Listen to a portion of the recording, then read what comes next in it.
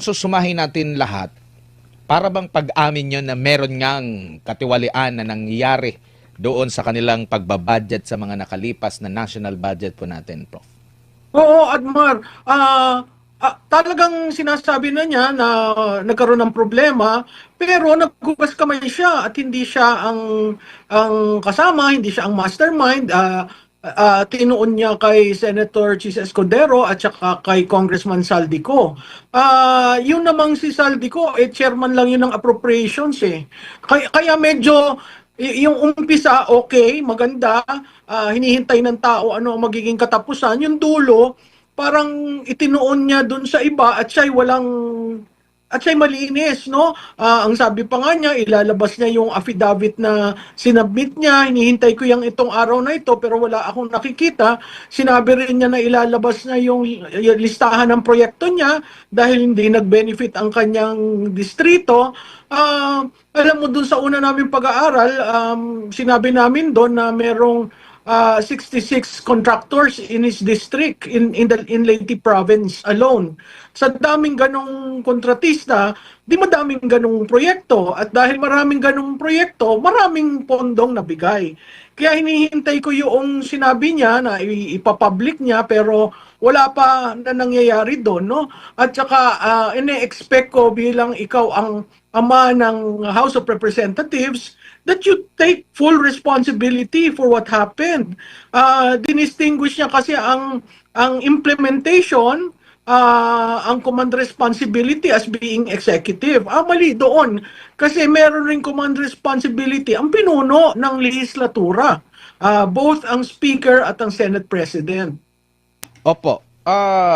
So, kayo po ay hindi naniniwala dito sa kanyang sinabi rito. I-quote ko lang siya ha. Sabi niya, no speaker can personally control every committee, much less direct the actions of other branches and government agencies. Sabi pa kasi niya sa una pang mapahayag, but the House is not one person. It is certainly not the Speaker alone. It is a collegial body made up of hundreds of members, multiple committees, vice chairs, institutional process. In fact, there are around 85 committees, each with its own jurisdiction, leadership, and members. Yun nga, no speaker can personally control every committee, much less direct the actions of other branches or government agencies. Alam mo, Admar, yung sinabi niya na no one person can control, tama naman siguro yon kasi ang legislative body is collegial.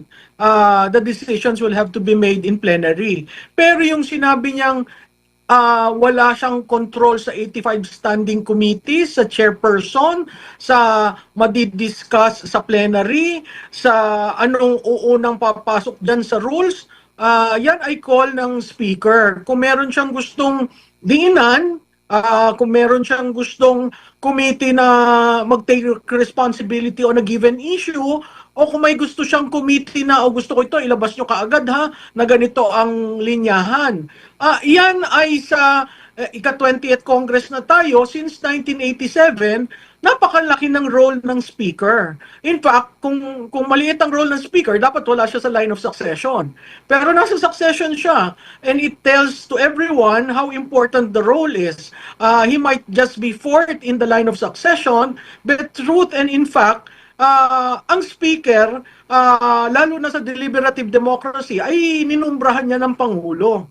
Nakita naman natin nung pagkatapos ng eleksyon, ang dapat naging speaker ay si kinatawan Gloria Macapagal Arroyo. Pero dahil nag-express itong si Speaker Martin Romualdez ng interes, at dahil magpinsan nga, nag-give way si former Speaker Gloria Macapagal Arroyo. Anong ginawa niya?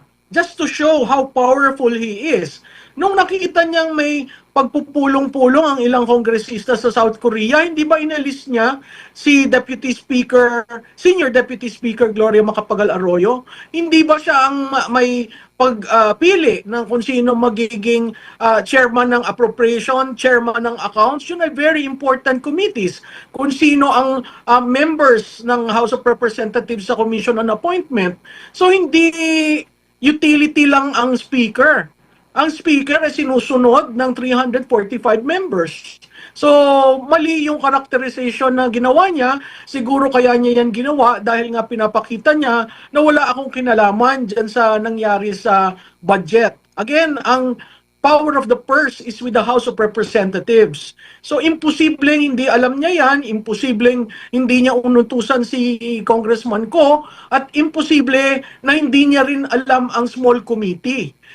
Kaya nga ako sabi ko doon sa isa kong kausap kanina na dating politiko, sana naghayag na siya ng ano yung kinalaman niya, ilinabas niya ang small committee, no? At sinabi niya, oo, nagkamali kami dun sa at least yung realignment ng foreign assisted projects into unprogrammed appropriations, o yung paggalaw sa budget ng PhilHealth. Hindi lang naman isang beses eh.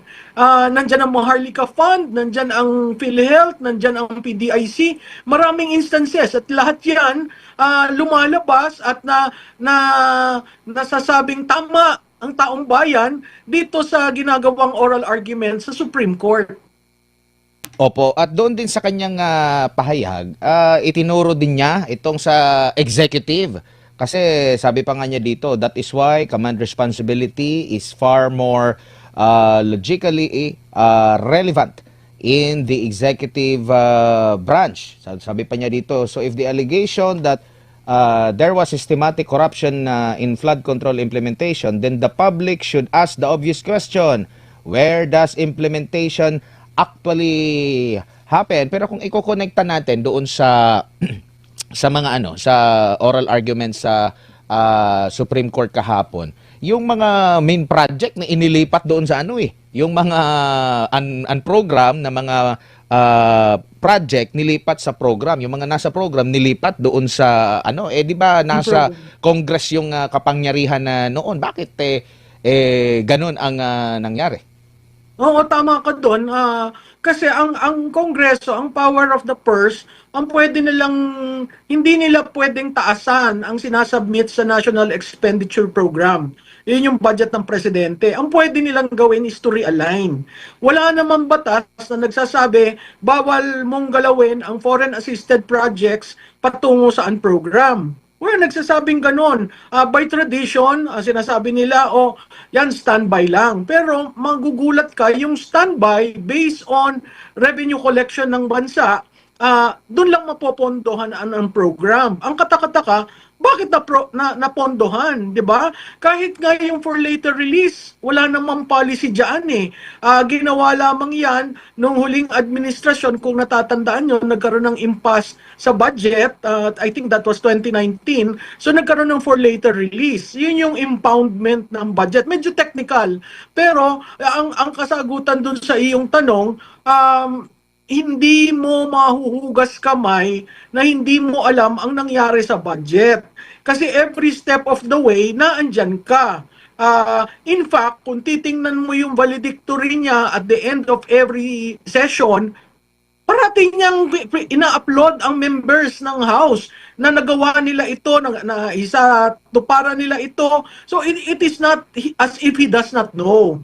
Kaya ngayon yung problema ko dun sa kanyang statement kagabi, how I wish na pinatutuhanan na niya at sinabi niya talaga anong nangyari kaysa nag-threaten. Kasi ang tao tuloy nagdududa, ano ba ito, diversionary o totoo? No? Bakit ko nasabing diversionary? Kasi nangyari siya on the eve of the second discussion on the impeachment.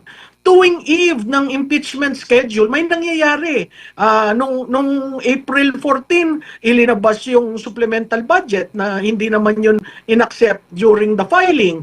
Ngayon naman, itong kay Speaker Romualdez, hindi ko alam kung yan konektado rin sa impeachment, na nagsisignal siya sa mga colleagues niya, yung mga kasama niya na dito na tayo. Kaya yung pagkasalita niya kagabi, maraming implications yon at certainly may impact rin yun sa impeachment.